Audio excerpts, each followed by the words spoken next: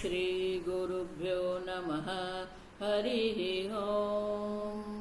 ॐ भद्रं कर्णेभिः शृणुयाम देवाः, भद्रं पश्येमाक्षवीर्यजत्राः, स्थिरैरङ्गैः स्तुष्टुवागुंसस्तनूभिः व्यशेम देवहितं यदायुः। स्वस्ति न इन्द्रो वृद्धश्रवाः, स्वस्ति नः पूषा विश्ववेदाः, स्वस्ति नस्तार्क्ष्यो अरिष्टनेमिः, स्वस्ति नो बृहस्पतिर्दधातु। ॐ शान्ति शान्ति शान्तिः।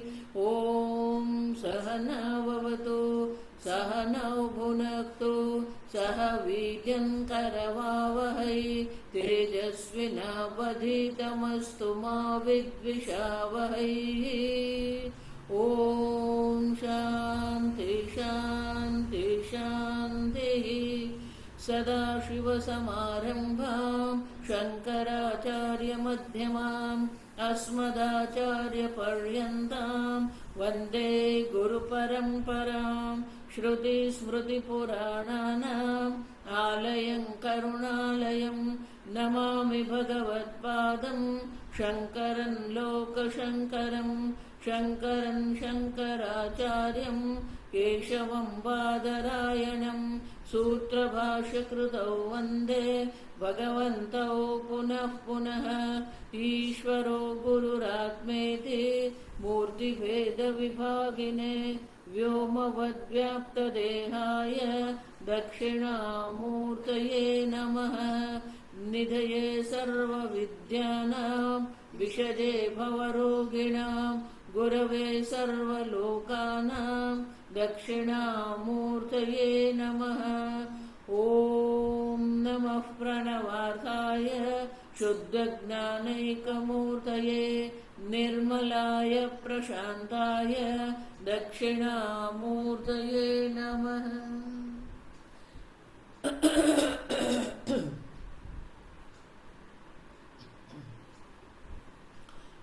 ॐ प्रज्ञानाशुप्रदाने स्थिरचरनिकरव्यापिभिर्व्याप्य लोकान् भुक्त्वा भोगान् सविष्टान् पुनरपि दिशणोद्भासितान् कामजन्यान् पीत्वा सर्वान् विशेषान् स्वपिति मधुरभुङ् मायया भोजयन्नः।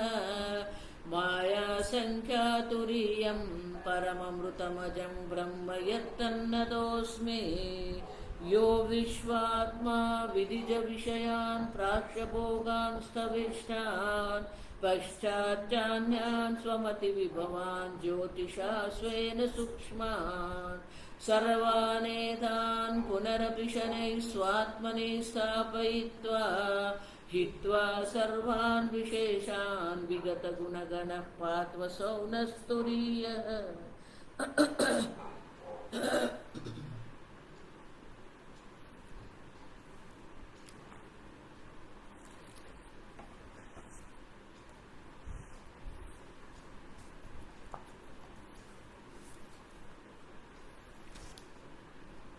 कारिका नंबर 20। प्राण इति प्राणविदः, प्राण इति प्राणविदः, भूतानीति च तद्विदः, भूतानीति च तद्विदः, गुणा इति गुणविदः, गुणा इति गुणविदः, तत्त्वानीति च तद्विदः, तत्त्वानीति च तद्विदः।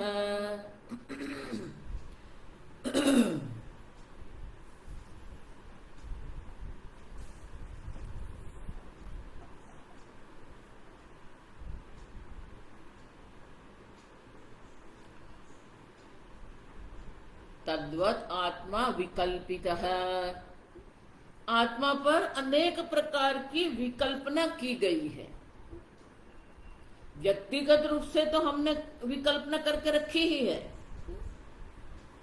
मैं देह हूं, मैं मन हूं, इंद्रिय हूं। लेकिन जो दर्शन शास्त्री जिसको हम कहते हैं, वो भी अनेक प्रकार से आत्मा पर कल्पना करके रखे हैं। गुणा इति गुणविदः, सांख्यवादी ये गुण का अध्यारोप करते हैं। तत्वानीति च तद्विदः, आत्मा अविद्या शिव इति संक्षेप त्रीणि तत्वानि, शैव आगम जिसको हम कहते हैं। सर्व जगत प्रवर्तिकानि इति शैवाः मन्यन्ते तदपि कल्पना मात्रम। शैवाः, शैव आगम में कहते हैं आत्मा, अविद्या और शिव ये तीन तत्व है। ये शैव आगम में भी अनेक प्रकार है, आप समझना।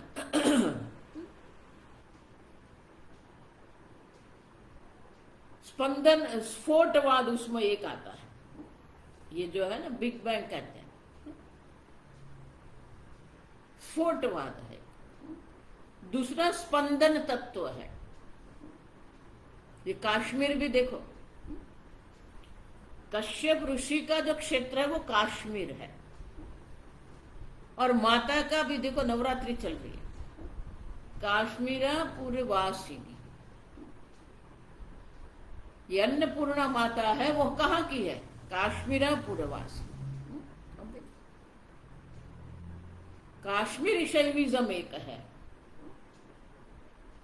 तो ये मानते हैं कि ये तीन तत्व है, आप समझो। आत्मनः भिन्नत्वे शिवस्य घटादि तुल्यत्व प्रसंगात अभिन्नत्व तत्वानां त्रित्व व्याघातादित्यर्थः। अगर आत्मनः भिन्नत्वे शिवस्य, आत्मा और शिव, जीव और शिव अलग है, भिन्न है, वो ऐसा मानते हैं कि तीन तत्व है, एक अविद्या है, एक आत्मा है और तीसरा शिव तत्व है। लेकिन अगर हम कल्पना क्यों कहते हैं? क्योंकि अगर हम कहेंगे आत्मा से भिन्न, शिव का भिन्नत्व अगर हम कहेंगे, तो आत्मा तो चैतन्य स्वरूप है, स्वतः सिद्ध स्वप्रकाश चैतन्य स्वरूप है, उससे भिन्न शिव है, तो शिव क्या हो जाएंगे? घटादि तुल्यत्व प्रसंगात, घट के समान शिव भी दृश्य कोटि में आ जाएंगे, शिव दृश्य बन जाएंगे। और अगर भिन्न नहीं मानते हैं तो आप तीन तत्व जो कह रहे हैं वो भी क्या हो जाएगा? विरोधाभास, व्याघात माने विरोधाभास हो जाएगा, आप समझे। और इसीलिए तत्वविदः तत्वानिति, ये शैव लोग कहते हैं कि तीन तत्व है। अब वो भी क्या है? कल्पना मात्रम, ये भी कल्पना मात्र। आगे 21 पादा इति पादविदः, पादा इति पादविदः, विषया इति तद्विदः, विषया इति तद्विदः, लोका इति लोकविदः, लोका इति लोकविदः, देवा इति च तद्विदः, देवा इति च तद्विदः।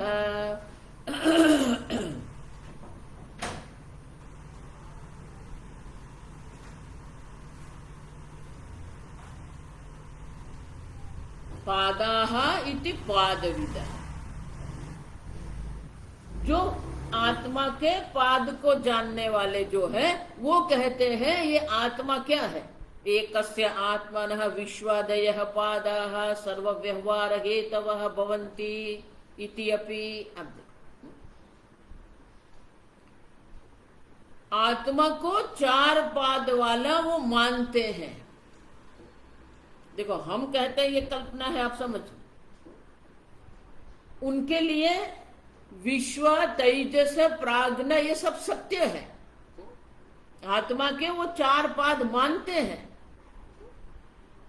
अब वो ऐसा कह रहे हैं, पादा इति पादविदः। क्यों? क्यों? जब तक ये आत्मा पाद नहीं होंगे, विश्व, तेजस, प्राज्ञ नहीं होगा, तब तक सर्व व्यवहार हेतवः भवन्ति आत्मा, तब तक ये आत्मा व्यवहार योग्य नहीं बनेगा। और इसीलिए आत्मा में व्यवहार देखो, लोगों की ये सोच है, पूर्व काल में भी यही सोच थी, आज भी वही सोच है। आप समझना ठीक से। वो लोग ऐसा मानते हैं जो हमारे अनुभव में आता है वो सत्य होता है। वो लोग ऐसा मानते हैं जो व्यवहार योग्य होता है वो सत्य होता है। तो आत्मा में व्यवहार योग्यता किसके कारण आई? ये चार पाद के कारण, विश्व तेजस प्राज्ञ के कारण ये आत्मा व्यवहार योग्य बन गया, और इसलिए आत्मा के ये चार पाद जो है वो सत्य है उनके। लेकिन हम क्या कहते हैं? कल्प भवती अपि कल्पना मात्रम, ये भी कल्पना है। आत्मा पर विश्व तेजस प्राज्ञ की कल्पना की गई है, अध्यारोप किया गया है। आगम प्रकरण में हमने देखा क्यों? निरंशस्य आत्मनः अंश भेदानुपपत्त्या पादानुपपत्तेः इति। आत्मा निरंश है, अखंड है, अखंड एक चैतन्य स्वरूप है। देखो वैतथ्य प्रकरण मानी तर्क है, तो ऐसे ही नहीं बोल देने का ये जो बोल रहे हैं वो कल्पना है। कल्पना के पीछे हम कारण देते हैं। आप समझो, आत्मा के पाद क्यों नहीं होते हैं? निरंशस्य आत्मनः, आत्मा निरंश है, निरवयव है। आप समझो, आत्मा का कोई अंश नहीं है, आत्मा का कोई खंड नहीं है, आत्मा का कोई अवयव नहीं है। अब आत्मा का अवयव ही नहीं है तो आप चार पाद बनाएंगे कैसे?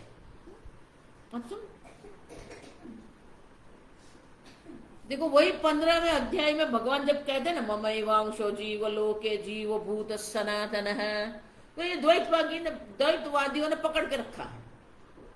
देखो भगवान ने कहा है ये जीव परमात्मा का अंश है, मम अंश। अंश कैसे हो सकता है? आप देखो क्यों? क्योंकि भगवान क्या? जीव भूत सनातन, ये सनातन है। सनातन जीव में अंश संभव नहीं है। आप समझो। अब और इसीलिए निरंश आत्मा में किसी भी प्रकार से विश्वादय पाद संभव नहीं है। विषया इति तद्विदः वात्सायन प्रभूतीनां कल्पनां कथयति विषयाः इति। चार्वाक लोग मानते हैं कि ये जगत जो जड़ जगत है वही सत्य है। अब ठीक से वात्सायन, वात्सायन माने जिन्होंने काम सूत्र लिखा है, तो वात्सायन जो है और उनके समान अन्य सर्व जो हो गए, वो लोग क्या कहते हैं? विषया इति तद्विदः शब्दादय विषयाः भूयः भूय बुज्यमानाः तत्त्वमिति विभ्रामात्रम्। तो ये विषय जो है वो तत्व है, ये विषय जो है। क्यों? क्योंकि हम उसका भोग कर रहे हैं। भूय भूयः बुज्यमानाः। अगर आइसक्रीम सत्य नहीं है तो वो आइसक्रीम मैं खाऊंगी कैसे? नहीं अगर सत्य नहीं है तो मैं नहीं खाऊंगी, सत्य है इसीलिए तो मैं खा रही हूं। अब देखो ये उनका तर्क है, बुद्धिमान है। हम उनका उपभोग कर रहे हैं, उपभोग करके हमें आनंद मिल रहा है, इसलिए वो मिथ्या नहीं हो सकते हैं, वो सत्य है।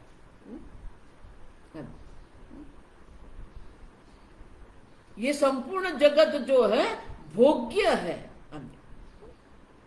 भोग्य होने के कारण वो असत्य नहीं, मिथ्या नहीं है, वो सत्य है। आनंद गिरी महाराज ये विषय शब्द का अर्थ देते हैं। श्लोक है, आप समझो। विषय किसको कहते हैं? विषय की एक व्याख्या है, विशिनोति बध्नाति विना रज्जु इति विषय। जो तुम्हारे मन को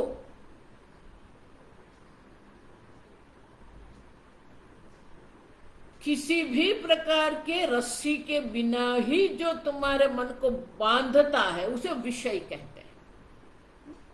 विशिनोति बध्नाति।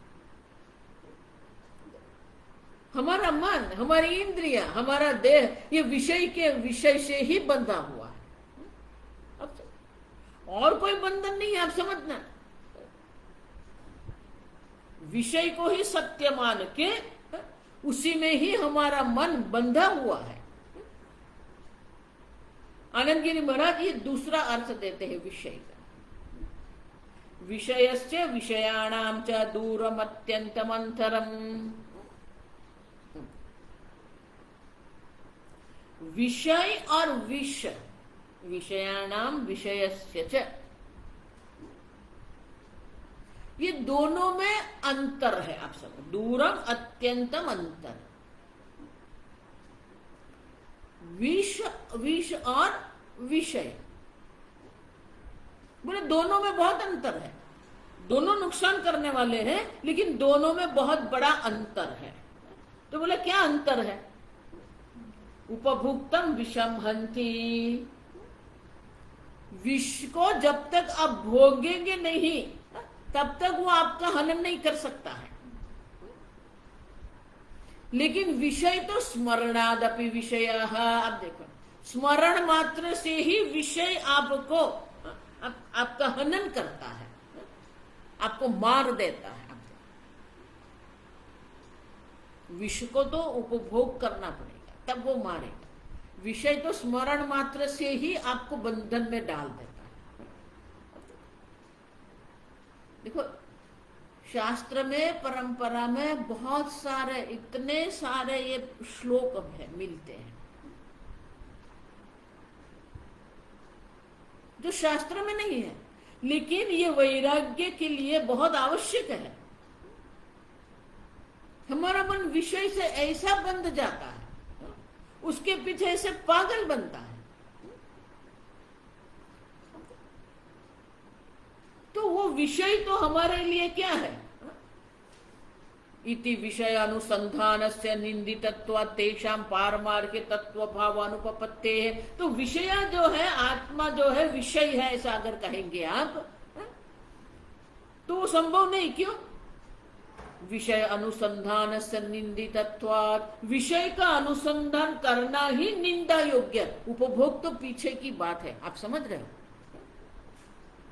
विषय में आनंद देखना, विषय का अनुसंधान ही हमारे मन को मार देता है। अब वो विषय को आप तत्व कहेंगे क्या? वो तत्व कैसे हो सकता है? जो निंदा योग्य होगा वो कभी तत्व नहीं, वो पारमार्थिक तत्व नहीं हो सकता है। लोका इति लोकविदः, भूः भुवः स्वः इति त्रयः लोकाः वस्तुभूताः संतति इति पौराणिकाः। ये पौराणिक लोग जो है, ये लोक को सत्य मानते हैं। स्वर्ग लोक है, वैकुंठ लोक है, अक्षरधाम है, शिव धाम है, कितने लोक बना के रखे हैं। लेकिन लोक शब्द का ही अर्थ क्या है? आप देखो,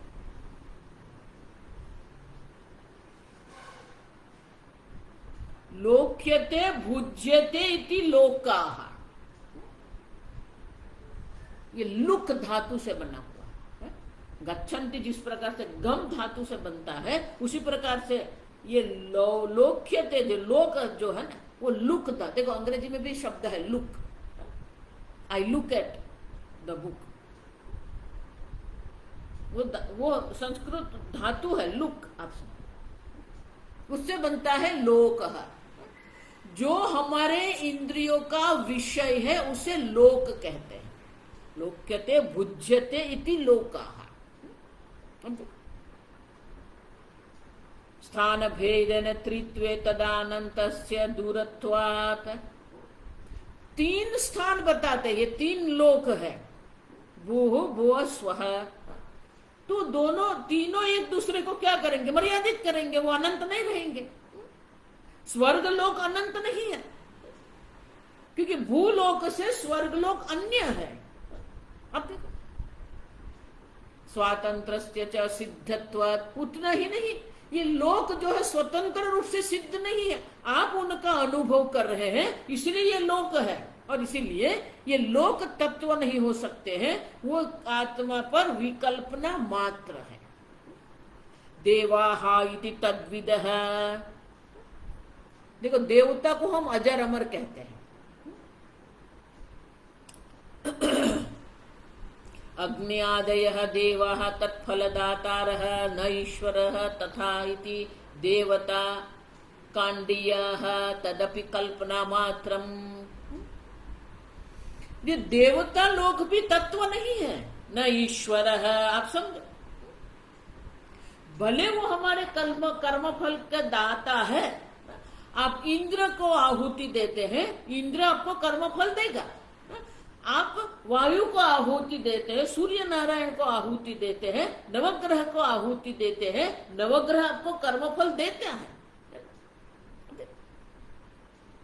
तत्त फलदाता है, लेकिन उनकी मर्यादा है।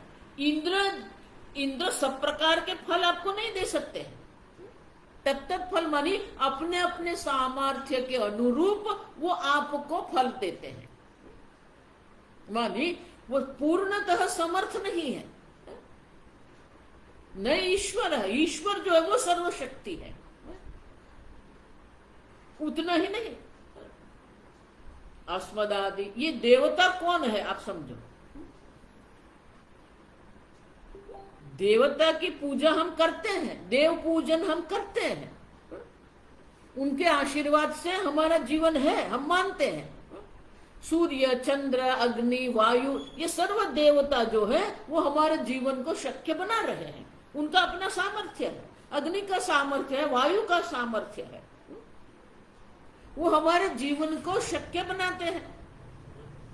लेकिन उनका अर्थ ये नहीं हो गया कि वो तत्व है, तात्विक है। देवताओं की अपनी मर्यादा है, उतना ही नहीं। शास्त्र कहते ये देवता कौन है। अब देखो, अस्मदादि प्रयत्नम अपेक्षा फलदातृत्व तेषाम। आप जिस प्रकार की आहुति देते हैं, जिस प्रकार का प्रयत्न करते हैं, जिस प्रकार के यज्ञ करेंगे, उनके अनुरूप ही वो कर्म फल देते हैं।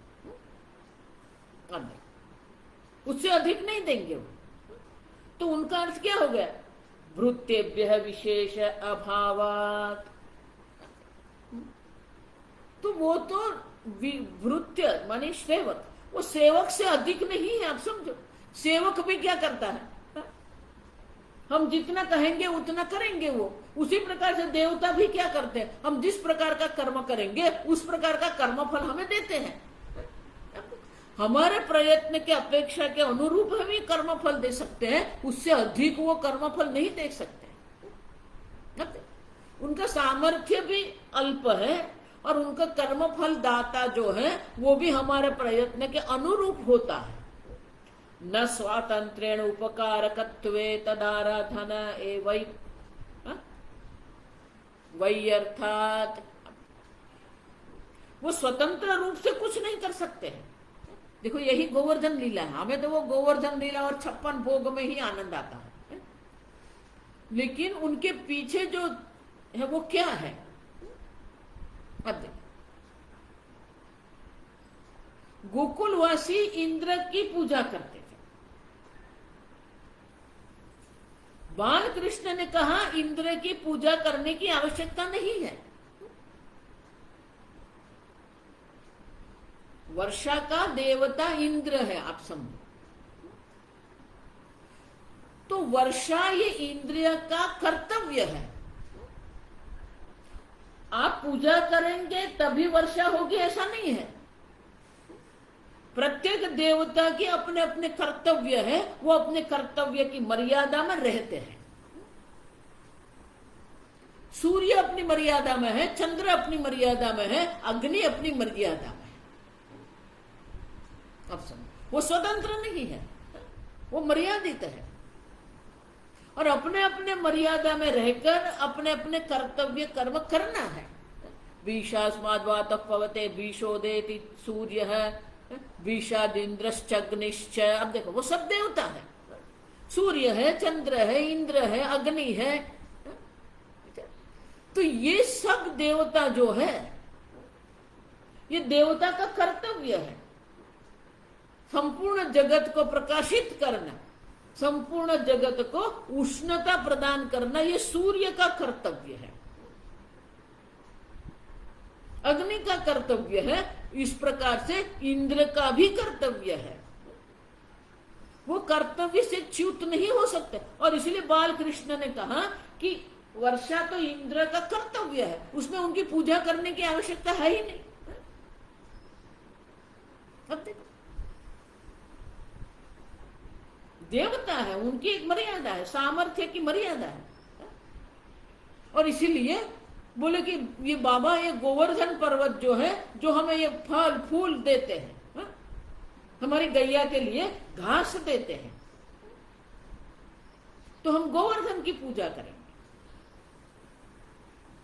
जब गोवर्धन की पूजा हुई तो इंद्र को आया गुस्सा, वो क्रोधित हो गया। क्रोधित होकर उसने क्या किया, अतिवृष्टि कर दी। अब अतिवृष्टि जो हुई तो इंद्र ने सोचा कि मैं अतिवृष्टि कर दूंगा, सब भयभीत हो जाएंगे, पुनः मेरी पूजा आरंभ कर देंगे। भगवान ने गोवर्धन धारण करके, गोवर्धन पर्वत देखो सबकी रक्षा करती, 7 दिन तक रात दिन। आप देखो बारिश होती रही, वर्षा होती रही, लेकिन सबकी रक्षा हो गई। वो इंद्र भी थक गया, आप समझो। तो इंद्र भी सोचने लगा, विचार करने लगा, अरे इतनी वर्षा मैं कर रहा हूं, किसी को कोई नुकसान ही नहीं हुआ, कोई भयभीत भी नहीं है। तब उसकी समझ में आया कि ये जो बाल कृष्ण है वो बालक नहीं है, वो संपूर्ण विश्व का ईश्वर है। तो इंद्र ईश्वर की शरण में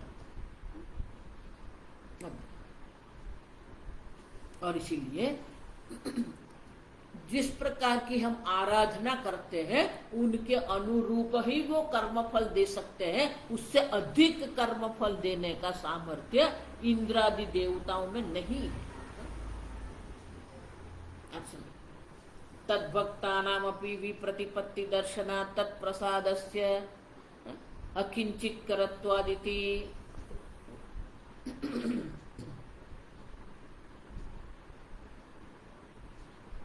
भक्त लोग भी क्या करते हैं, उपासकाः स्व इष्ट देवता प्रशंसतः देवतांतराणि निंदन्तः खंडयन्ति इत्येवम्। आजकल तो चल रहा है ना, सब अपने अपने को ही बड़ा मानते हैं, मेरे गुरु ही सबसे बड़े गुरु, जिस भगवान की मैं पूजा करूं वो भगवान श्रेष्ठ है। उनका अर्थ क्या हुआ, एक देवता दूसरे देवता को मर्यादित करते हैं, तो ये तो अल्पता होगी। जो अल्प होता है वो तत्व नहीं हो सकता है। अब देखो, प्रतिपत्ति दर्शनात्, आप समझो, अपने देवता की प्रशंसा करते हैं और अन्य देवता का खंडन वो करते हैं। इति एव विवाद प्रशमने अपि असमर्थस्य, ये विवाद चलता ही रहता है, आप समझो। और इसीलिए ये देवता लोग जो है वो भी तत्व नहीं है, वो कल्पना मात्र है।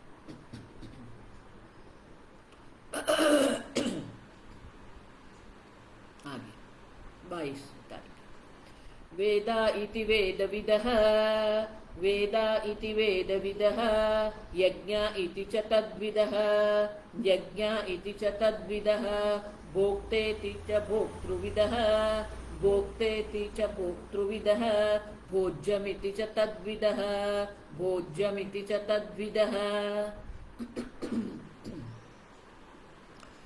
ऋग्वेदादयः वेदाः चत्वारः तत्त्वानीति पाठकाः वदन्ति। ये वेद पाठ करने वाले जो होते हैं, वेद के अर्थ का अनुसंधान करने वाले जो होते हैं, वो मानते हैं कि वेद ही सर्व है, वेद को ही अंतिम तत्व मानते हैं। माने कि उन्होंने अपना जीवन वेद को ही समर्पित कर दिया। केवल पाठ मात्र रताः इत्यर्थः। अपना जीवन उन्होंने वेद पाठ में ही समर्पित करके रखा है, वेद को ही वो सर्वस्व मानते हैं। आप समझ, देखो बात यही है, आपने आपका जीवन किसको समर्पित किया है? तत्वों को समर्पित किया है, विषयों को समर्पित किया है, देवताओं को समर्पित किया है, वेद को समर्पित किया है। उसी को अंतिम सत्य मान के उसी को ही हम जीवन समर्पित कर देते हैं।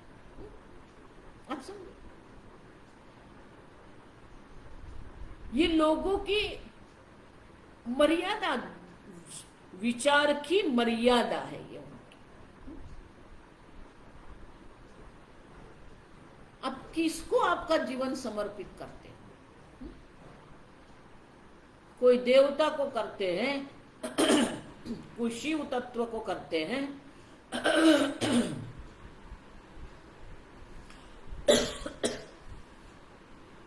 शीतकाल आरंभ हो गया ना, कला बता रहा है कि शीतकाल का आरंभ हो गया।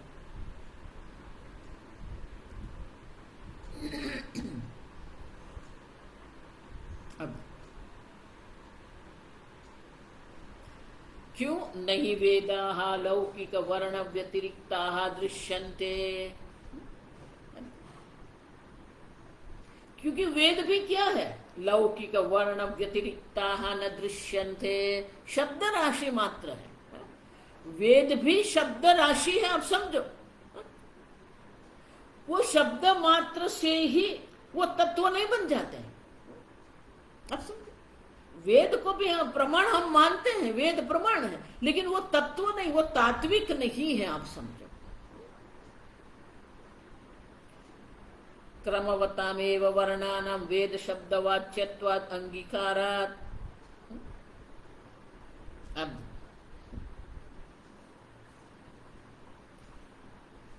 क्रमवतामेव वर्णानां,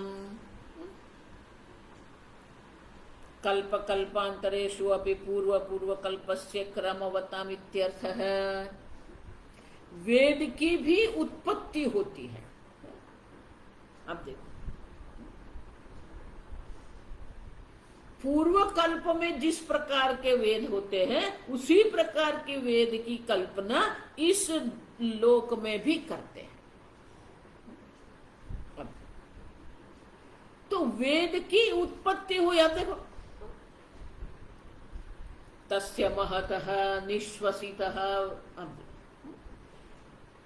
तो वेद उत्पन्न हुए हैं, आप समझो।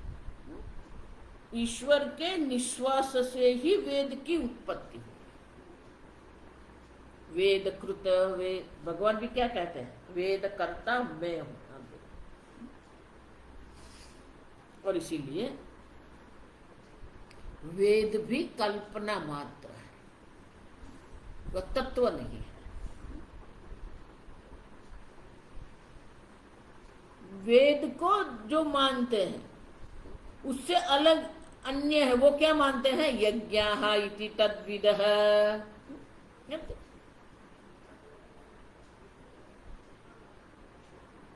यज्ञाः, जिन्होंने अपना संपूर्ण जीवन यज्ञ कर्म को ही समर्पित कर दिया है। ये ज्योतिष्टोमादयः यज्ञाः वस्तुभूतः भवन्ति इति बौधायन प्रबुधयः याज्ञिकाः मन्यन्ते। याज्ञिक कहते हैं उन लोगों को। वो बौधायन ऋषि जो मुनि हो गए, वो संपूर्णतः यज्ञ को ही समर्पित जीवन है उनका। आजकल बहुत सारे संप्रदाय उसी प्रकार से चल रहे हैं। उनका काम एक ही, ये यज्ञ करो, वो यज्ञ करो। यज्ञ आपका जीवन नहीं है। यज्ञ जो है वो तो कर्म है, कर्म जड़ है, आप समझो। यज्ञ व्याख्या समद्रव्यम देवता त्यागीति। यज्ञ की व्याख्या क्या है? देवता उद्देश्य द्रव्य त्याग यज्ञ है। आप देखो, तो देवताओं का इति एकैकस्मिन् यज्ञ विज्ञान अभावात् समुदायस्य वस्तुत्वादित्याः यज्ञाः इति। एक एक देवता के एक एक यज्ञ है, अनेकता है उस समय। जो अनेक होता है, जो कर्म रूप होता है, वो कभी तत्व नहीं हो सकता है। और इसलिए कहते हैं यज्ञः इति यज्ञविदः,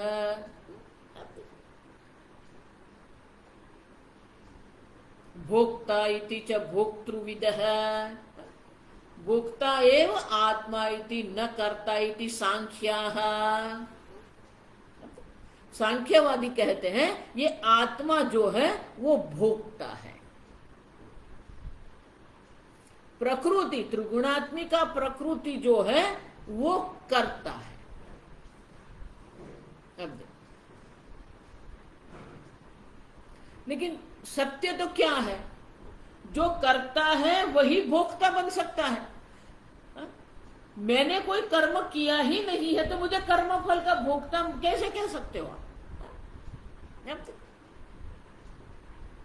एक दूसरा, भोगः यदि विक्रिया स्वीक्रियन्ते तर्हि कथम न अनित्यत्वादि प्रसंग स्वभावत्वे सदा स्यादिति।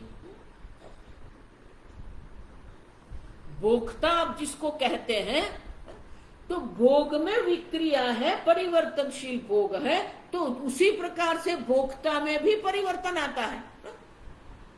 अब देखो, आप मुझे सुन रहे हैं तो आप श्रोता हैं,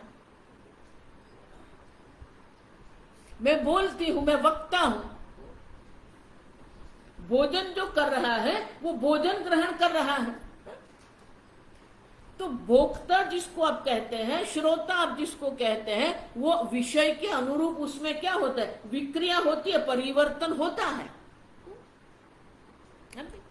उतना ही नहीं, भोजन अगर एक लेंगे भोजन, तो जिस प्रकार का भोजन होगा उस प्रकार का भोक्ता होगा। तो जो मिर्ची खाने वाला भोक्ता है और मीठा खाने वाला भोक्ता, दोनों एक है क्या? नहीं, भोग्य के अनुरूप भोक्ता में भी परिवर्तन आता है, और इसीलिए भोक्ता विक्रिय है, विकार है, और इसलिए वो तत्व नहीं हो सकता है, क्योंकि तत्व निर्विकारी होता है। भोग्य पदार्थ अनित्य है, तो जब तक आप मीठा खा रहे हैं तब आप मीठा खाने वाले भोक्ता हो। भोग्य शांत हो गया तो भोक्ता भी क्या हो गया, शांत हो गया, अनित्य हो गया। तो भोक्ता विक्रिय है और भोक्ता अनित्य है, और इसीलिए विक्रिय अनित्य भोक्ता कभी भी तत्व नहीं हो सकता है। और इसीलिए ये भोक्तृत्व अगर आप कहते हो तत्व है, तो भोक्तृत्व तो भ्रांति है, आप समझो। भोक्तृत्व कभी भी सत्य नहीं हो सकता है, भोक्तृत्व तो भ्रांति है, आप समझो। भोक्ता इति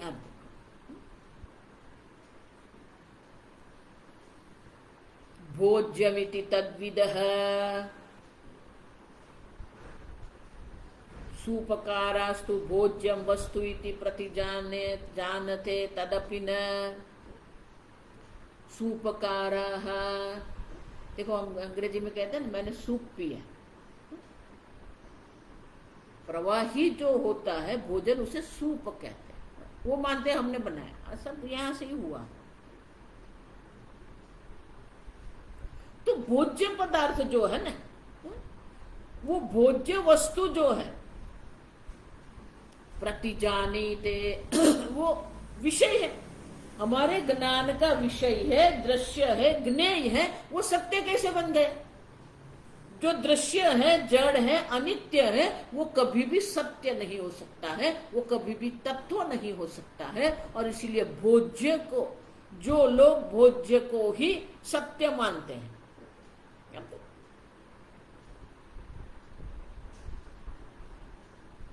तदपि क्यों, मधुरादि सव्यंजनादेः तदेव अन्यथा तत्व दर्शनात् एक रूप्य असंभवात् इति। ये भोज्य पदार्थ भी अनेक है, तत्व एक होता है, तत्व में अनेकता नहीं होती है। तत्व कभी दृश्य नहीं हो सकता है, लेकिन ये भोज्य पदार्थ जो है, भोजन जिसको हम कहेंगे, तो भोजन में भी क्या है, मधुरादि रस है। शब्द कहेंगे तो शब्द में भी अनेकता है। जिस प्रकार के संगीत के अनेक स्वर होते हैं, उसी प्रकार शब्द में भी अनेकता है। और इसीलिए भोज्य भी कभी भी तत्व नहीं हो सकता है, भोज्य भी आत्मा पर कल्पित है। आप सब आगे, सूक्ष्म इति सूक्ष्मविदः, सूक्ष्म इति सूक्ष्मविदः, स्थूल इति तद्विदः, स्थूल इति च तद्विदः, मूर्त इति मूर्तविदः, मूर्त इति मूर्तविदः, अमूर्त इति च तद्विदः, अमूर्त इति च तद्विदः। सूक्ष्म इति सूक्ष्मविदः।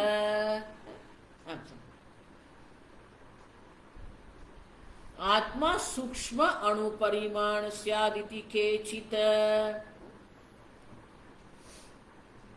ये जैन संप्रदाय दिगंबर जिसको कहते हैं, दिगंबर लोग कहते हैं आत्मा सूक्ष्म है, अणु परिमाण है। आत्मा को कोई परिमाण ही नहीं है। आप समझो, अनंत आत्मा है, उसका कोई परिमाण, कोई आकार नहीं हो सकता है। लेकिन वो मानते हैं, दिगंबरा लोग कहते हैं आत्मा सूक्ष्म है, परिमाण है, अणु परिमाण है। वो नहीं है। क्यों? युगपद अशेष शरीर व्यापी वेदन अनुसंधान अनुसंध असिद्धे है इति आह सूक्ष्म इति च सूक्ष्मविदः।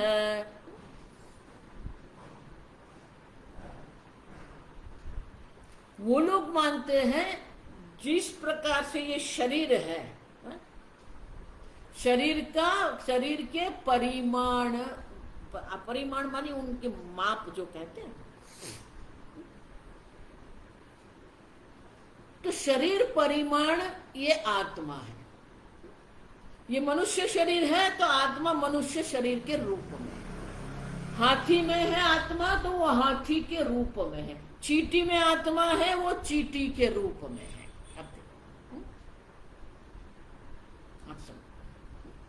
शरीर व्यापी। क्यों? वेदना अनुसंधान, क्योंकि हम यहाँ आत्मा को देख सकते हैं, यहाँ आत्मा है, यहाँ आत्मा नहीं है, और इसलिए आत्मा शरीर के नाप का है, ये मानते हैं दिगंबर। स्थूल इति तद्विदः, स्थूल देह अहम प्रत्ययाद आत्मा इति लोकायत भेदः तच्च न। देह में आत्मा बुद्धि है, इसलिए देह ही आत्मा है। लोकायत चारवाक लोग जो है ना, वो कहते हैं कि ये देह, स्थूल देह है, वही आत्मा है, और उसी को ही हमें प्रसन्न रखना है। स्थूल जगत का भोग करो, स्थूल जगत हमारे भोग के लिए है, और वो स्थूल जगत के भोग के लिए ही ये स्थूल शरीर हमें दिया गया है। उसी को वो सत्य मान के चलते हैं, भौतिकवादी कहते हैं उसको। तच्चन, वो नहीं। क्यों? मृत सुषुप्तयोः अपि संघात अविशेषात् चैतन्य प्रसंगात। सुषुप्ति में अगर आपका शरीर, देह, अगर ये स्थूल देह को आप तत्व मानते हैं तो सदा सर्वदा रहना चाहिए, लेकिन जब सो जाते हैं तब रहता है क्या? सुषुप्ति अवस्था में आपका ये देह नहीं है, मृत्यु के बाद भी ये देह नहीं रहता है, और इसलिए देह कभी भी तत्व नहीं बन सकता है, देह कभी भी आत्मा नहीं हो सकता है। उतना ही नहीं, संघात, संघात मानी क्या है? जो अनेक अंग उपांग से बना हुआ ये है, और इसलिए वो सत्य नहीं हो सकता है। सत्य कैसा होता है हम देखेंगे, निरंश होता है, निरवयव होता है, लेकिन देह तो सावयव है, सांश है, अंग उपांग देह के हैं, और इसलिए देह आत्मा नहीं हो सकता है। मूर्त इति मूर्तविदः,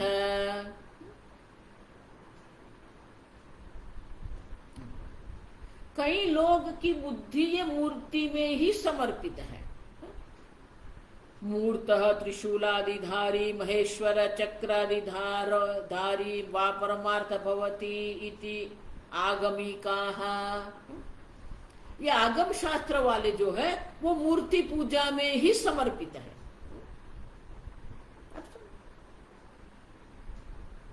हम भी मूर्ति पूजा करते हैं लेकिन उनको तत्व नहीं मानते। आप समझो, जो मूर्ति है वो मूर्ति में जो देवी का जो भाव करते हैं हम।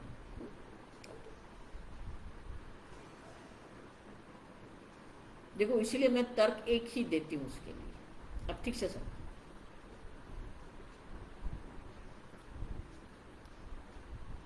घट और मिट्टी, ठीक से समझो। घट मिट्टी है क्योंकि घड़े की मिट्टी से भिन्न कोई सत्ता नहीं है। लेकिन अगर मैं कहूं घट मिट्टी है, मिट्टी घट मात्र है, वाक्य सुनना ठीक से, तो मिट्टी घट मात्र नहीं है। मिट्टी तो और बहुत कुछ, गमला भी बन सकता है, मिट्टी से गमला भी बनेगा, मिट्टी से तवा भी बनेगा।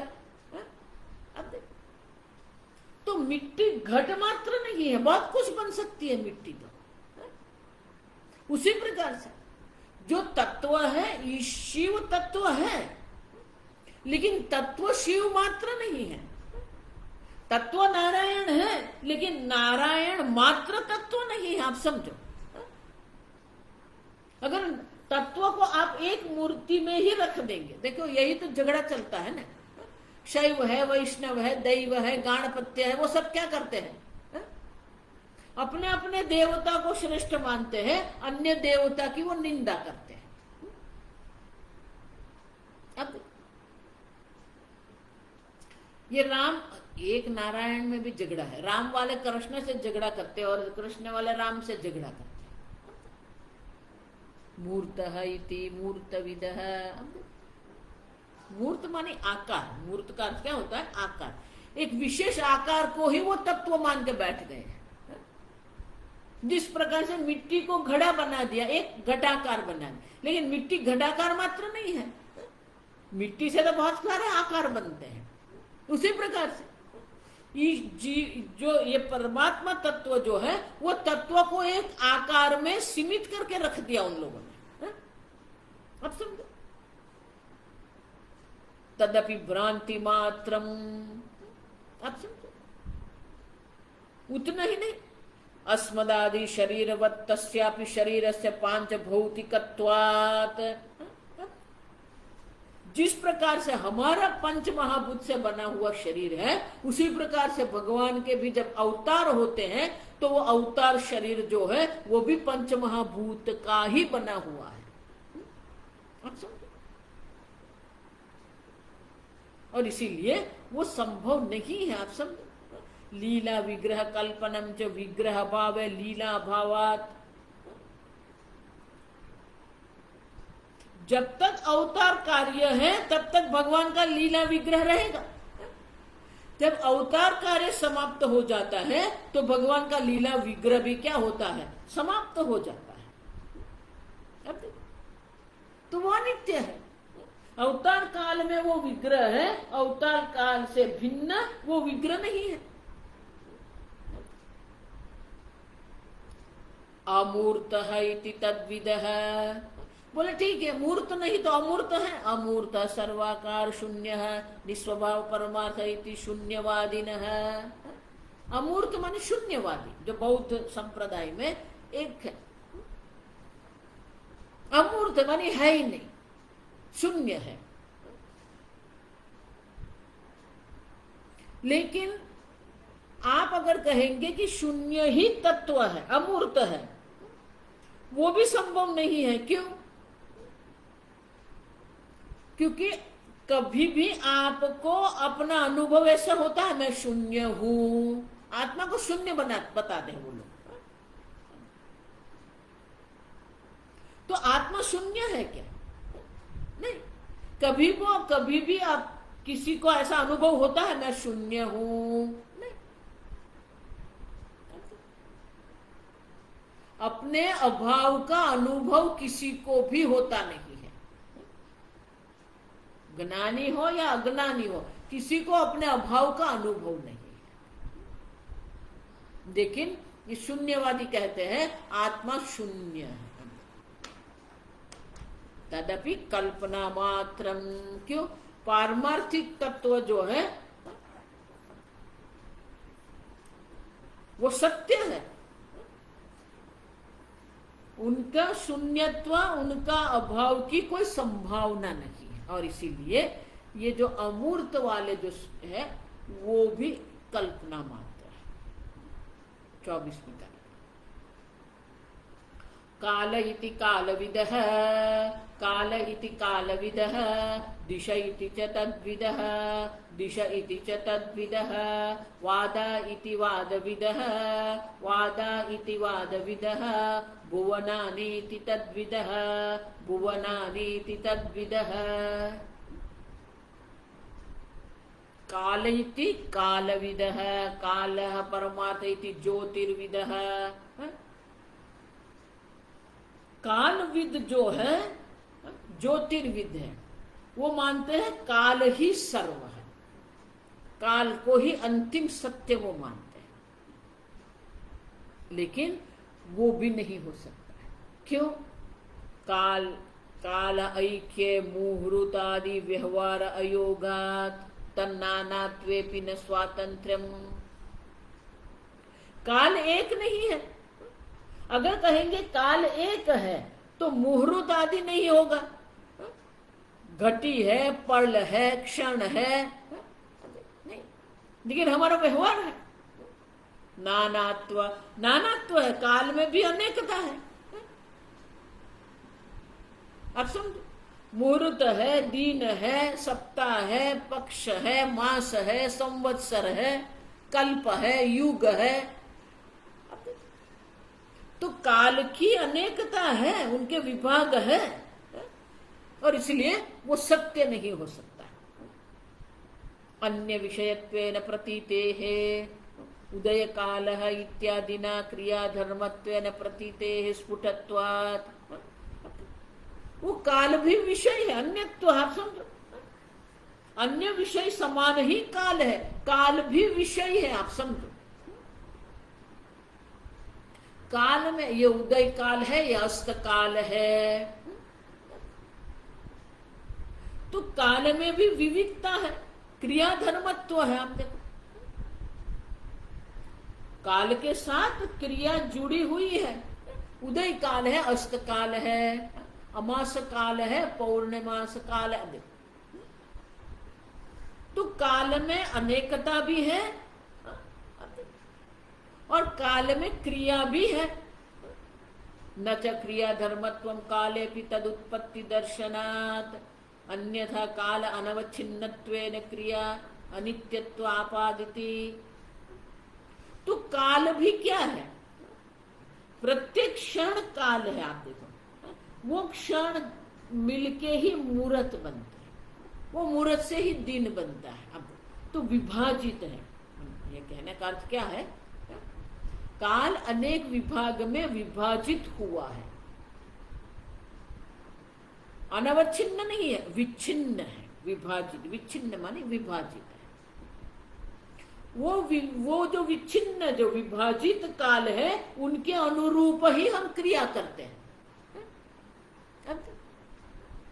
तो हमारी क्रिया का आधार तो ये काल की अनेकता, नानात्व, विभाज जो है वो है, और इसलिए काल भी सत्य नहीं हो सकता। दिशः इति तद्विदः,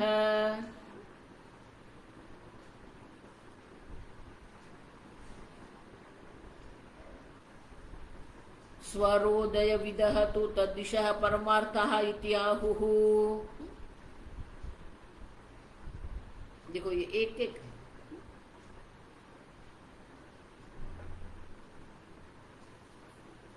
दिश, स्वरोदय शास्त्री जो हो गए, जिस प्रकार से देह परिमाण आत्मा जो है वो दिगंबर है, जो शून्यवादी जो है वो बौद्धिक है, उसी प्रकार से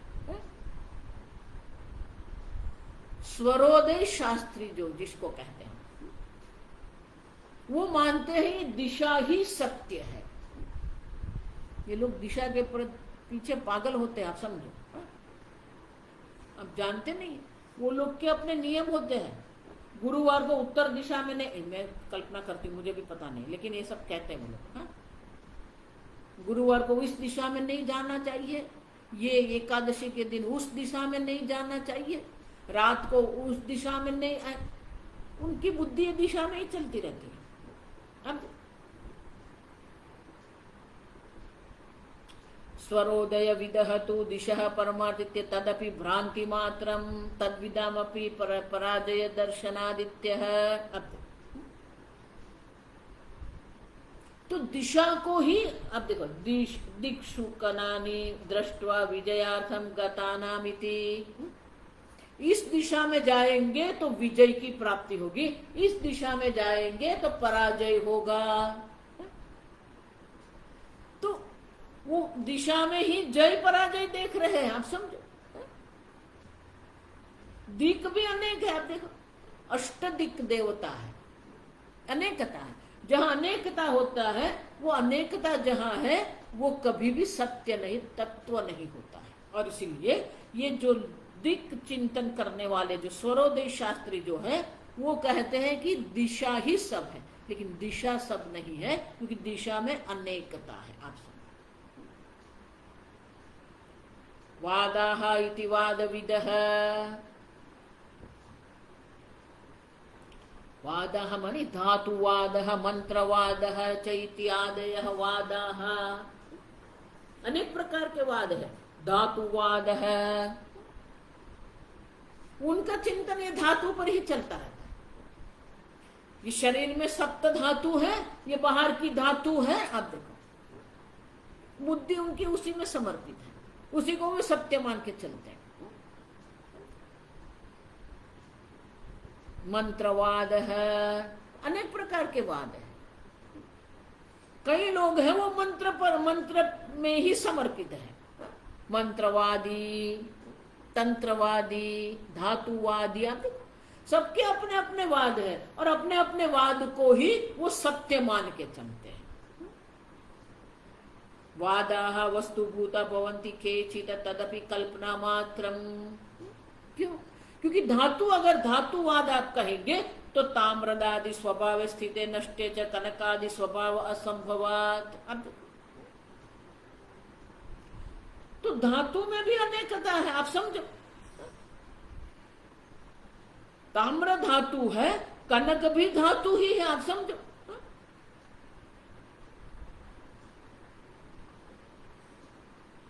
ताम्र का नाश आप करेंगे तो वो कनक तो है, कनक का नाश करेंगे। अब देखो, वो एक धातु से दूसरी धातु बनाते हैं, आप समझना। विशेष प्रकार के वो वनस्पति रस का प्रयोजन करके वो उनका प्रयोग करते हैं, फिर एक धातु से दूसरी धातु वो बनाते हैं। ये ताम्र स्वभाव है, ताम्र धातु है, उनका अपना एक स्वभाव है। उनमें विशेष प्रकार के वनस्पति रस डालते हैं तो उनका स्वभाव जो क्या हो जाता है, नष्टे स्थित, नष्टे च कनकादि स्वभाव, उससे ताम्र से वो कनक बनाते हैं।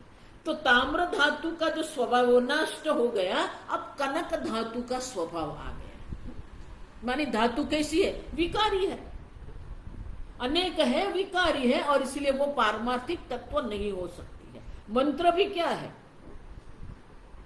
मंत्रवादेपि कालद्रष्टः न जीवति, अकालद्रष्टः स्वयमेव उत्थितस्य अस्तीति अभ्युपगमात् व्यामोह मात्रमिति। देखो, बहुत सारे लोग हैं ये मंत्र के पीछे पड़े, ये मंत्र है, वो मंत्र है, ये मंत्र करो, वो मंत्र करो, है? उसकी बुद्धि मंत्र में ही पड़ी रहती है। मंत्र सर्वस्व नहीं है। हम भी मंत्र को मानते हैं, क्यों? मननात्रायते मंत्र, जिसका हम मनन चिंतन करेंगे, जिसका हम जप करेंगे, तो हमारी बुद्धि की रक्षा होगी, हमारी बुद्धि तेजस्वी बनेगी। हम भी मानते, लेकिन मंत्र जो है वो पारमार्थिक तत्व नहीं है। लेकिन उनके लिए मंत्र ही सर्वस्व है। वो मंत्र में ही अपना जीवन समर्पित करके रखते हैं, वो मंत्र को ही पारमार्थिक तत्व मानते हैं। और इसलिए हमें कहना पड़ता है मंत्र भी पारमार्थिक नहीं है। आप सब मंत्र भी तत्व नहीं है, क्योंकि मंत्र में अनेकता है, काल की मर्यादा है, वस्तु की मर्यादा है। और इसीलिए मंत्र भी संपूर्ण जगत माने कि मंत्र तत्व नहीं हो सकता। आगे हम कल देखें। ओम असतो मा सद्गमय तमसो मा ज्योतिर्गमय मृत्योर्मा अमृतंगमय। ओम पूर्णमदः पूर्णमिदं पूर्णात् पूर्णमुदच्यते पूर्णस्य पूर्णमादाय पूर्णमेवावशिष्यते। ओम शांति शांति शांति। हरि ओम। श्री गुरुभ्यो नमः। हरि ओम।